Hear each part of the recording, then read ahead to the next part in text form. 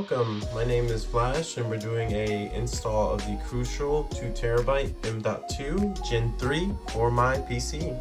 I picked this up off of Amazon on sale for $123 at the recording of this video. As always, PC parts fluctuate, they go up and down.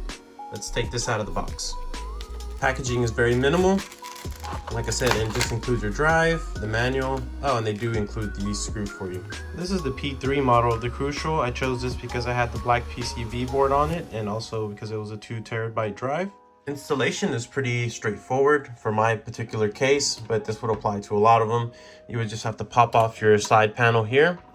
Mine only has 2 thumb screws and we pull back and then it's able to release. My board has 2 slots for M.2.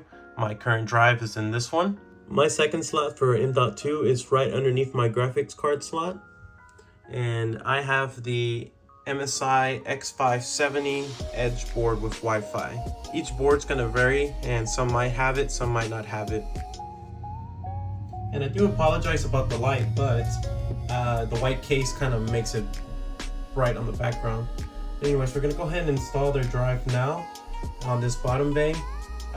Really, you can remove your graphics card to make it a little bit easier, or at least you can remove the bracket that's underneath the card if you have one, the anti-sag bar.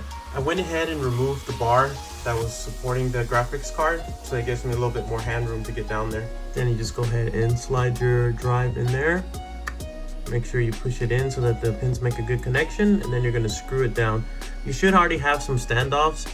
If you have a mini M.2, you'll see a different screw hole around here halfway. I'm pushing it down with one hand and then I'm going to screw it in with the other. Lucky for me, I have this mini screwdriver with an extension, so that does help a lot. And it's as simple as that.